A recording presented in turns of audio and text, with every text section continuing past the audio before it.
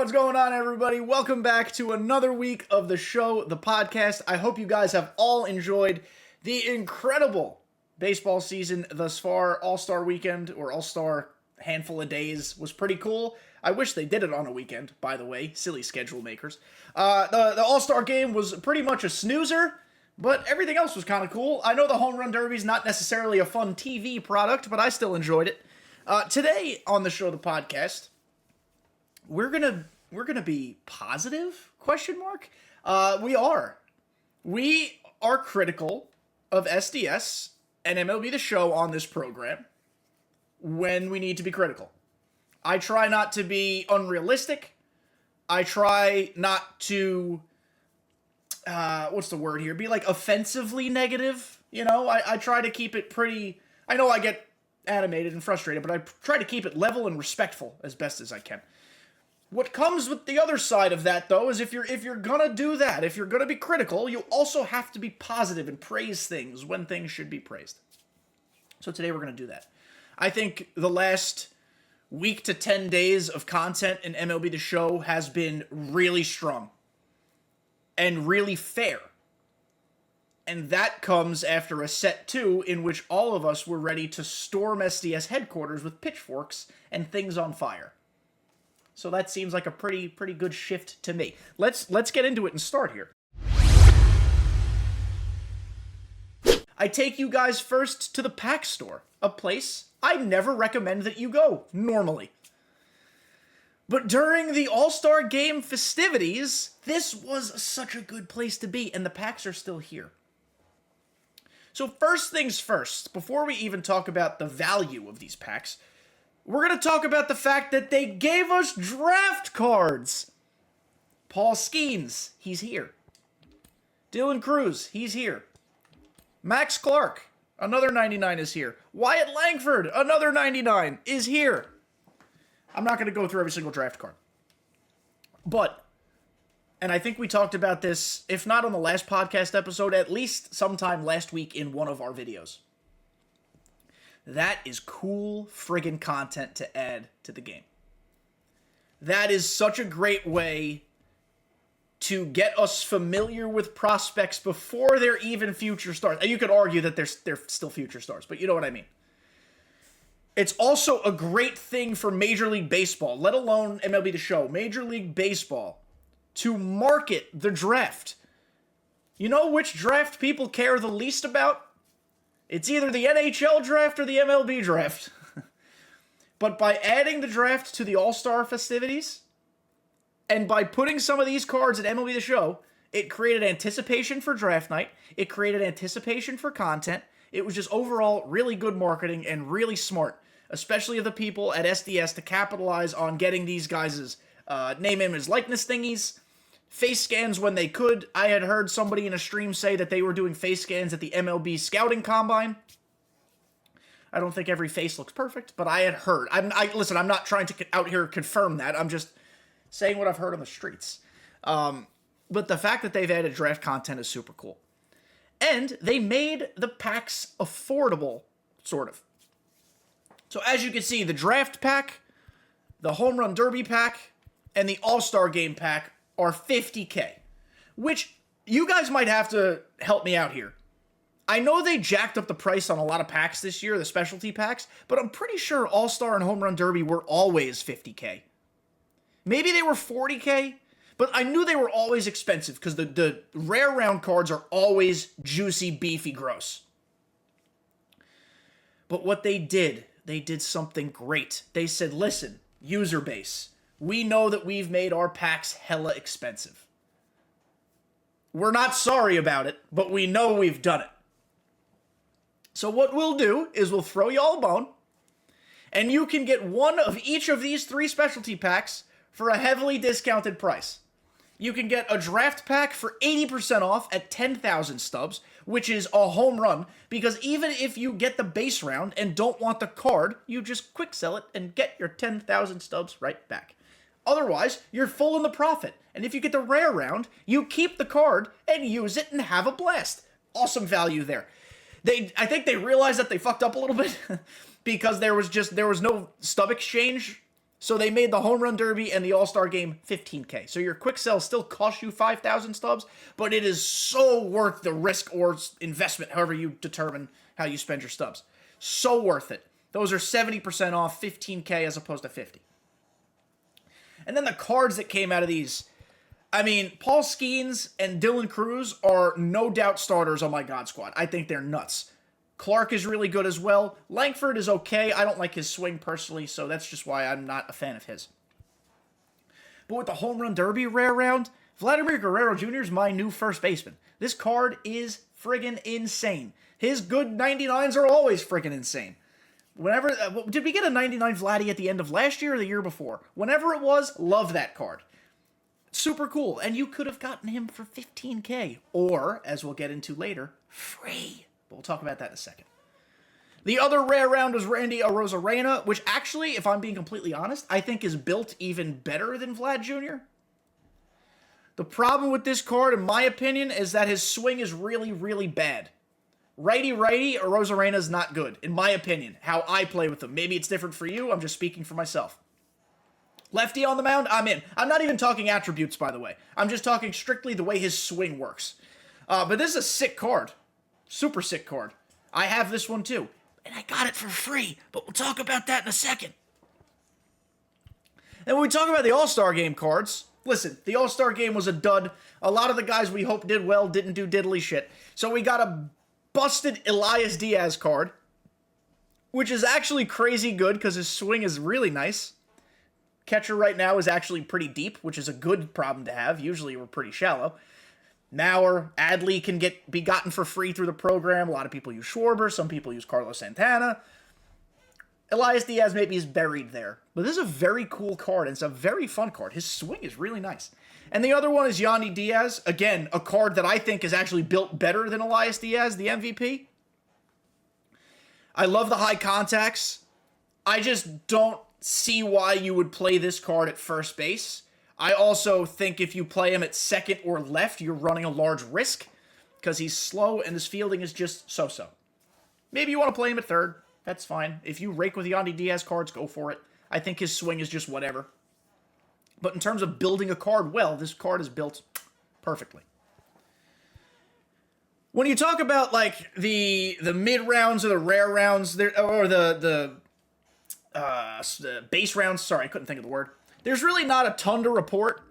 I think Yennier Cano, or Yennier Cano, I'm sorry, I will learn how to say his name eventually, should be in everybody's bullpen because his set 1 card was in everybody's bullpen. And this card's sick. This card's really good. I like his release point.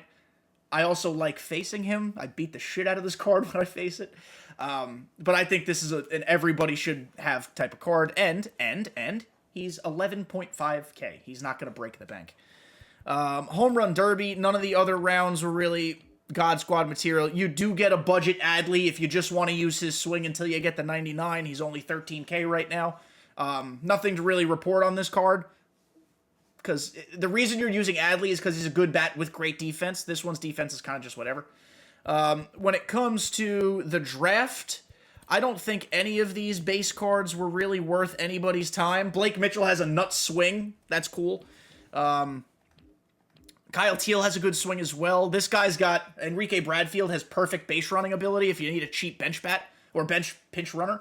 But like otherwise, nothing really to report. We're talking about the rare rounds here. And for you to be able to get access to rare round cards like that, potentially get access to rare round cards like that, for 10K, 15K, or 15K, all in, you could have spent 15, 30. You could have spent 40K last week. I did the math. You could have spent 40K last week and gotten 3 rare rounds. Either sold them for hella profit or kept them for insane value. Good on you, SDS. I'll say it. I'll be bold. I will stand out in front of the army of you guys trying to storm the gates and say, no, wait. They did this good thing. This was a good thing by SDS. And then they compounded the whole thing and made it even better. I want to show you guys, which I'm sure you've already done. Go to your other program. All-Star Week program. Let me drop the volume here just in case you guys hear the stupid static shock that I'm now upset at them again because they haven't gotten rid of it yet. But we're going to reverse it, go back positive. The All-Star Week program is 100 points. It includes 3 more prospects, Yohandy Morales, Colin Houck, Aiden Miller. All three of these cards are Duzi Pastinki Kaka. However, Colin Houck has a nuts swing. Like, if you're a cap person, stop being a cap person. But if you're a cap person, put Colin Houck's swing on it. Or whatever swing he has. Put that swing on your card. Insane swing. They also dropped 5 more, a bunch more than 5, a bunch more All-Star cards. Kodai Senga, kind of nice. His control's really bad, but kind of nice. Bryce Elder, insane break. He's got 97 break on his sinker and then 99 breaks on his slider, 4-seam, and changeup. I don't know if you want to use him in ranked. That's on you, your prerogative. But a cool card for free. George Kirby. He's going to put the ball wherever the hell he wants. His hits per 9 and K per 9 are really bad, though.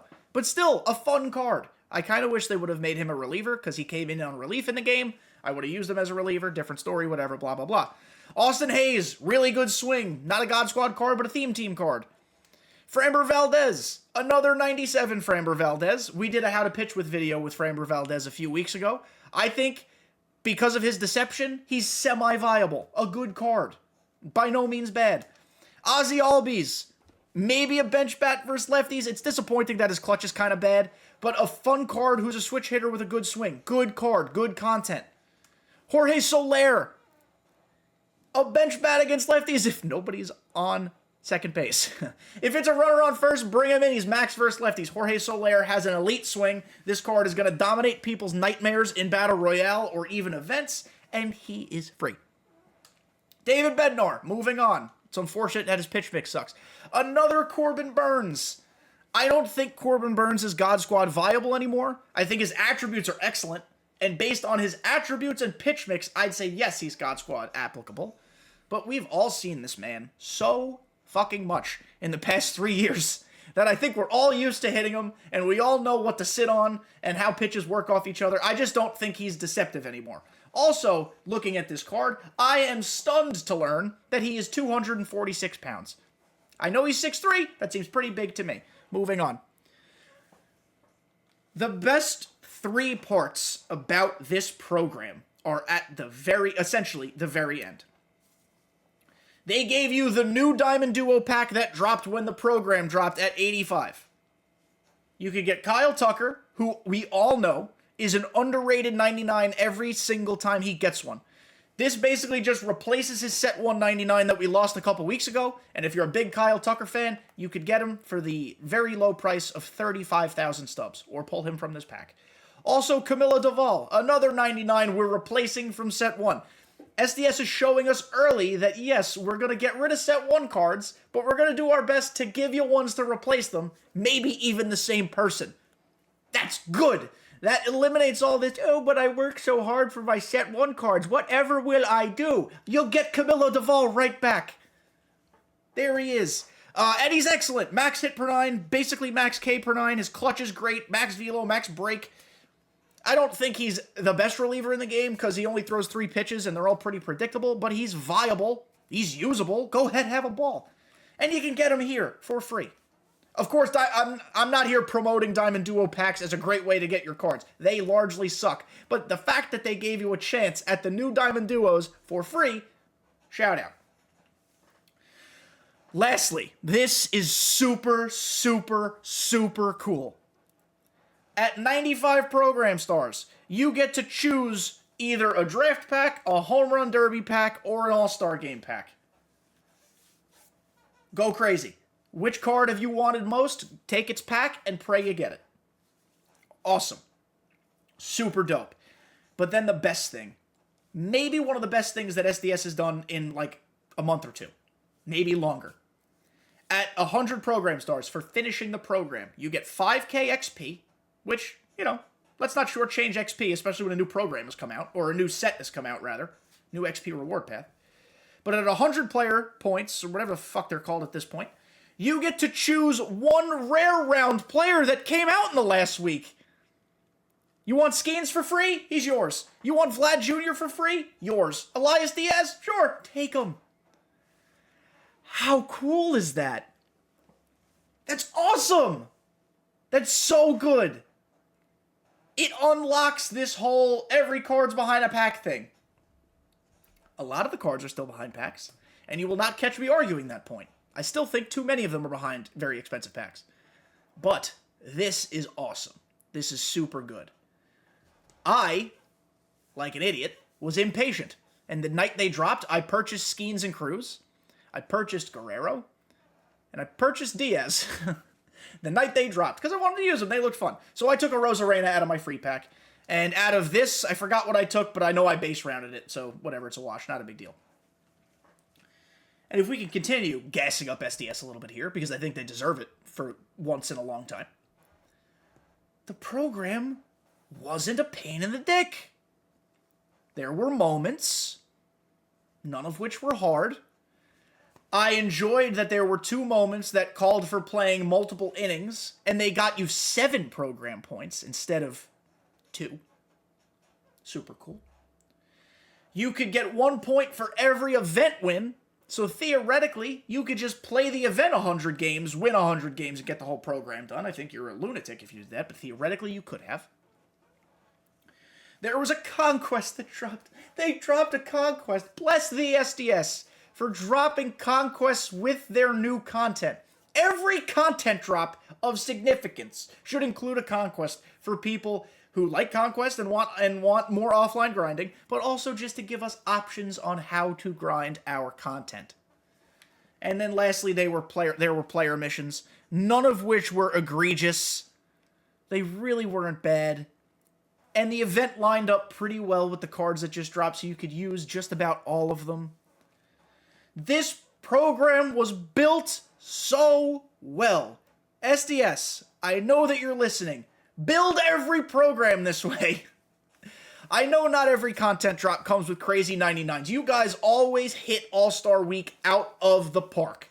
All-Star Week content is always crazy. You guys work overtime to deliver cards in the wee hours of the evening, or more, I guess morning, the late hours of the evening, wee hours of the morning, whatever you want to say. So All-Star Week content, we have come to expect good things. And the fact that the All-Star game cards weren't that good is not SDS's fault, guys. It's the fact that the game was kind of boring. But this program has just done so well.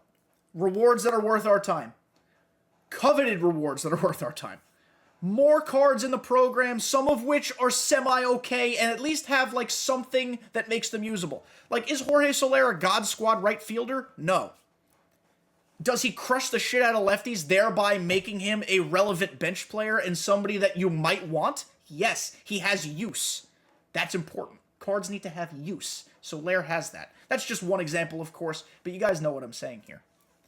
I love this program because we talk so much, or we have talked so much this year, about SDS only catered this program to offline people or only catered this program to online people. There was never a clear split. They did this reasonably well with this one. If I had my way, which is just nitpicking, and people might not like it, they might just think I'm complaining, but just hear me out here. I think I would have made every event win 2 points. Because when you think about things, a moment on average, let's say you fail a couple times, takes you what, 3 or 4 minutes and you're getting 2 points? An event game takes 15 minutes, maybe 20, and you're only getting 1 point. From a time investment standpoint, I just think we should make them both 2 points. That's just a gripe. Just a little gripe. Not a big deal, little gripe. But you can grind this program however you want. You want to skip the Conquest? The Conquest is worth 20 points. You want to go win 20 event games? Get your 2 rewards, because your 20th win gets you Jim Edmonds for the second reward. There you go. Boom. You've done it. The Conquest will theoretically go a little faster, and you might miss out on a handful of free packs. But instead of spending time on that, you're spending time grinding the program. Or grinding the event, rather. Options, guys. Options are good. Options are great. I am so thrilled with the way Set 3 has gone so far. I no-lifed it, guys. I no-lifed it. So don't make fun of me. But I got Corbin Carroll already. I finished the Season 3. Team Affinity. Corbin Carroll, in my opinion, is not the best card out of this. It's Jose Ramirez. Jose Ramirez, now including 1 Hall of Fame game, is hitting .645 with 10 homers and 24 RBI. This is a top 8 card, batting card in the game. So get him immediately and put him at second base, in my opinion. It's unfair how good this card is. I've also gotten to my first collection pack. I've taken Ronald Acuna. This is the best Ronald Acuna we'll probably ever get, unless we get a finest Acuna that's 125 everything, which at this point might be possible. It really might be. I'm hitting a cool 526 with him, including one Hall of Fame game. He's my leadoff hitter, so he doesn't have a lot of RBI. He's got one RBI, but I'm 1-for-1 in stolen bases with him. And if you guys know how badly I steal bases, that should tell you all you need to know. This card's great. But Set 3 has been great. The program's great. With all the new content, let me guys give you just a quick update on my God Squad. I know I posted a God Squad gameplay video, shocker, on Friday, but it's changed even since then with the new cards I have. Ronald Acuna has replaced Sammy Sosa in right field. Nothing wrong with Sammy Sosa. I think he's still very much a top 6 outfielder in the game. Just wanted to try something new. Acuna's a lot of fun. Jose Ramirez has replaced Corey Seager. I love Corey Seager. Jose Ramirez is 15 times better than that card. He's a switch hitter. He's got an immaculate swing. Just so does Corey Seager. But just everything works with this card. I've showed you guys in that God Squad video Friday that Vladdy Jr. is playing first base now. I don't think there's a better first baseman in the game. David Ortiz, maybe you rake with him, but he is a horrible defensive first baseman. And first base defense matters just a little bit this year. Matt Olson, I wish his contact versus left was just a smidge higher. If it was 100, maybe we're talking about Matt Olson. But because it's only an 85, and his clutch is only a 106, not Matt Olson. And then as far as secondary first baseman, Josh Donaldson is certainly an option. Luis Arias, I guess you could play there if you don't mind not having a ton of power at first base. Jackie Robinson, in my opinion, is best suited for another position, shortstop second. Schwarber, I wouldn't be playing at first. Utley, I wouldn't play at first. Harper, I wouldn't be playing at first. Like, first base this year is not as overpowered with 1 or 2 people. But let me get back to the point here. That's 3 new cards already from last week's content on my God Squad. Then you go to the bench, Corbin Carroll's there. Jock Peterson, who is incredible, is just the best bench bat in the game. And you could start him at first base if you want to. I prefer using him in situations where I can maximize his potential. That's why I have him on the bench. Plus, I like Vladimir Guerrero.